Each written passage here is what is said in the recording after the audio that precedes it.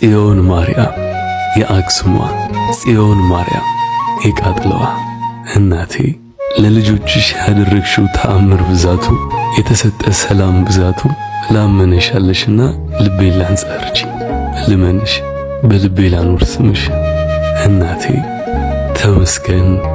እንኳን አደረሳችሁ። ህዳር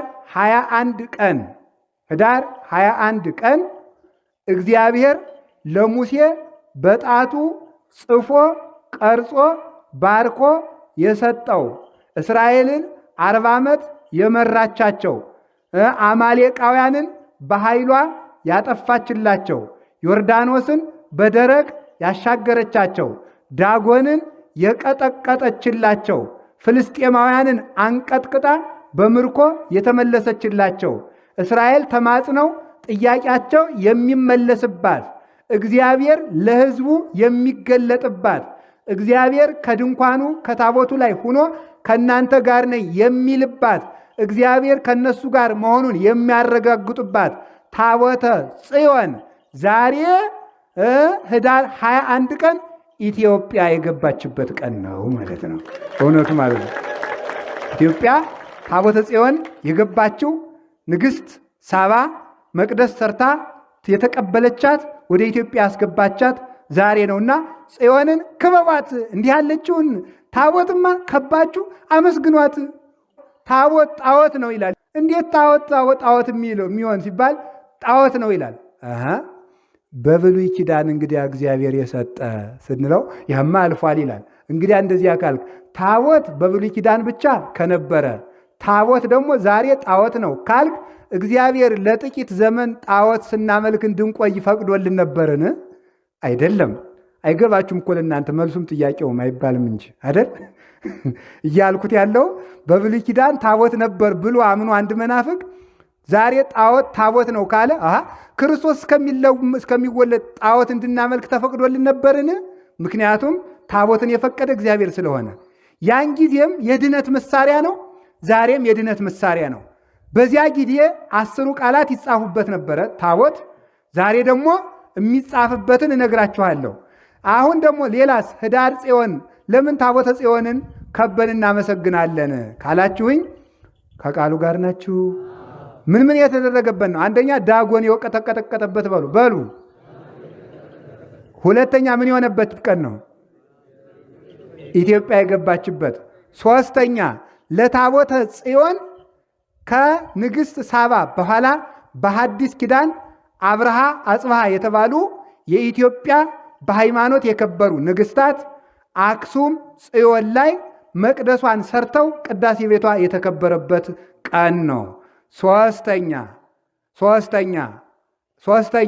ህዳር 21 ምን የተደረገበት ነው ካላችሁኝ በ9ኛው ክፍለ ዘመን በዮዲት ጉዲት ጊዜ ታቦተ ጽዮን ተሰዳ ዮዲት አክሱምን ስታቃጥል ታቦተ ጽዮን ወደ ዝዋይ ገዳም ተሰዳ ተመልሳ መቅደሷ ተሰርቶ የገባችበት ቀን ህዳር 21 ቀን ነው። በዚህ ቀን በጽዮን የሰበሰበን እግዚአብሔር የተመሰገነ ይሁን። አሁን አንድ ነገር ደግሞ ልነግራችሁ ነው። ጽዮንን ክበቧት በሉ እስቲ በሉ፣ አይዟችሁ በሉ። ጽዮንን ታቦተ ጽዮን ወደ ኢትዮጵያ የገባችው ህዳር 21 ቀን ነው። ወዴት? ኢትዮጵያ። ታቦተ ጽዮን መታ ያረፈችበት አንዱ ቦታ ጣና ቂርቆስ ይባላል። አሁን እዚህ በመሰብሰባችን እድለኞች ነን፣ እግዚአብሔር ባወቀ ማለት ነው። ታቦተ ጽዮንን እያጠነ ተሸክሞ ያመጣት አዛርያስም መቃብሩ የሚገኝ እዚህ ነው። ስለዚህ በዚህ ቦታ ተሰብስባችሁ ጽዮንን ከባችሁ ቁሙ። በየድርሳችሁ ተድባበ ማርያም ሂዳችሁም ክበቧት፣ መርጡ ለማርያም ሂዳችሁም ክበቧት፣ አክሱም ጽዮንም ሂዳችሁ ክበቧት። ሳፍ ጽዮን ትባል በነበረችው በእውነተኛይቱ መቅደስ እዚህ ባረፈችባት የኦሪት መስዋዕት በተሰው አይደለም ያደርገው ለተወዳጅ ስምሽ የዜማ ቃችንን አነሳን ልጆችሽ ማይተመ ቡራኬሽ በልባችን አለ አፋችን ማርያም ሲል ጭንቃችን ቀለለ። የጽዮን ደጆች ቅኔን ተሞሉ። ለድንግል ክብር እልል እያሉ እንደ ነጭ ዕንቁ የሚያበራ አርፈናል ስሟን ስንጠራ።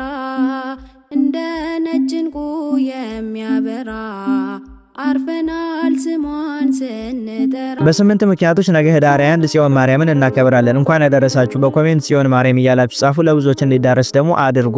ጽዮን ማለት ጽዮን አምባ መጠጊያ ማለት ሲሆን አንድም በሚስጢሩ ማይደር አምላክ ማለት ነው። ጽዮን የሚለው ስም በቁሙ ለቅዱስ ዳዊት ተራራና ለኪዳኑ ሥላሴ ያገለግል፣ በትንቢታዊ ሚስጢሩ ግን ለድንግል ማርያም ለቤተ ክርስቲያንና ለዘላለማዊት ርስት ያገለግላል። እግዚአብሔር ከሕገ ልቦና ወይም ከዘመነ አቡ በኋላ በጊዜው ለእስራኤላውያን ክብር ሞገስ አምባ የምትሆናቸውን ታቦተ ጽዮን በቅዱስ ሙሴ አማካኝነት ሰጥቷቸዋል። ዘጸአት 31:18 ከዚያም ለ500 ዓመታት ከነርሱ ጋር በመሆን በፈጣሪና በነርሱ መካከል ድልድይ ሆና ኖራለች። ከዚያም ባለቤት ሲፈቅድ በዘመነ ሳባ በቀዳማዊ ምኒልክ ወይም እብነ መለክ እብነ ሐኪም አማካኝነት ወደ ኢትዮጵያ መጥታለች። ታቦተ ጽዮን ብዙ ጊዜ ጽላተ ኪዳን፣ ታቦተ ሕጉ እየተባለች ትጠራለች። ጽሌ ማለት ሰሌዳ እንደማለት ሲሆን ጽላት ደግሞ በብዙ ቁጥር ነው። ኪዳን ደግሞ በፈጣሪ በሰው ልጆች መካከል ያለ ውል ስምምነት ማለት ነው። ታቦት ማለት ማይደር ማደሪያ እንደማለት ነው። ሕጉ የተጻፈባቸውን ሰሌዳውን ጽላት ስንላቸው የጽላቱ ማደሪያውን ደግሞ ታቦት እንላለን።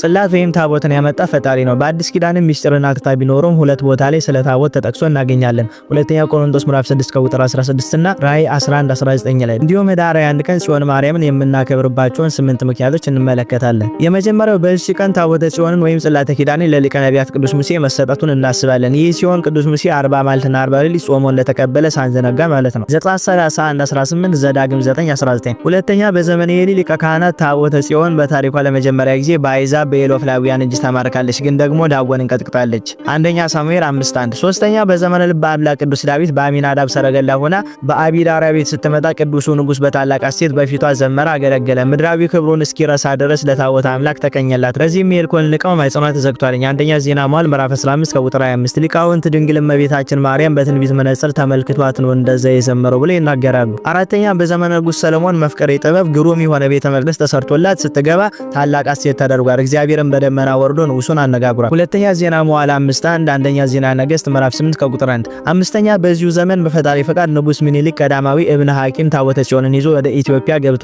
ስድስተኛ በዘመነ አጼ ባዚን ወይም በ4ኛው መቶ ክፍለ ዘመን አካባቢ አማናዊ ጽዮን ድንግል ማርያም ወደ አክሱም ጽዮን በስደት መጣ ገብታለች። በዚህም ጊዜ ሁለቱ ጽላቶች ሲገናኙ ታላቅ ብርሃን አክሱምን ውጧታል። ሰባተኛ በ4ኛው መቶ ክፍለ ዘመንም ነገሥት ጻድቃን አብርሃ ወአጽብሃ 12 መቅደሶች ያሏት ግሩም ቤተ መቅደስ ለመብራን ሰርቶ በዚሁ ቀን ጌታችን ቀድሷታል። ስምንተኛ በተጨማሪም በየጊዜው ማለትም በዮዲት ጉዲትና በግራኝ አማካኝነት ስትፈርስ ወደ ዝዋይ ትሰደድ ነበረ። ተመልሳ ስትታነጽ ቅዳሴ ቤቷ የሚከበሩ ህዳር 21 ቀን ስለሆነ ነው። በእነዚህ በሌሎች ምክንያቶች ይህን በዓል እናከብራለን። እንዲሁም አማናዊ ጽዮን መብራን ድንግል ማርያምን እንዲህ እንላታለን። ቅድስት የሚለው ቃል ለሁሉ ቅዱሳን እናቶች ቢሰጥም ቅዱ ለድንግል ማርያም ሲሰጥ ግን ትርጉሙ ይለያያል።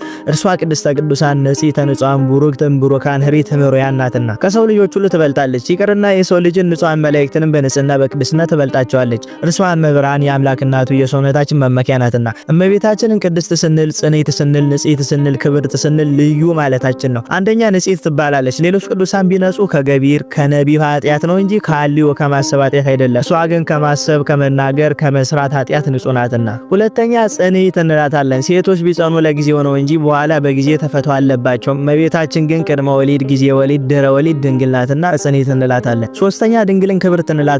ሌሎች ሴቶች ቢከብሩ ጻድቃን፣ ሰማዕታት፣ ነቢያት፣ ሐዋርያትን ወልደው ነው። እመቤታችን ግን የምናከብራት ወላዲተ አምላክ የአምላክ እናቱ ብለን ነው። አራተኛ እመቤታችንን ልዩ እንላታለን። ከእርሷ በቀር እናቱና ድንግል እመቤቱና አገልጋይ የሆነች በድንግልና ወልዳ ወተትን ሀሊ በድንግልናዊን ያስገኘች ሴት ሌላ የለችምና የእመቤታችን ፍቅሯ ጣዕሟ ረድኤቷ በሁላችን ላይ ይደረብን። ከበዓሉ ጌታችን በረከትን ያድለን። ኮፒ ሊንክ ሼር ፖስት እያደረጋችሁ አዳርሱት። ይቆይ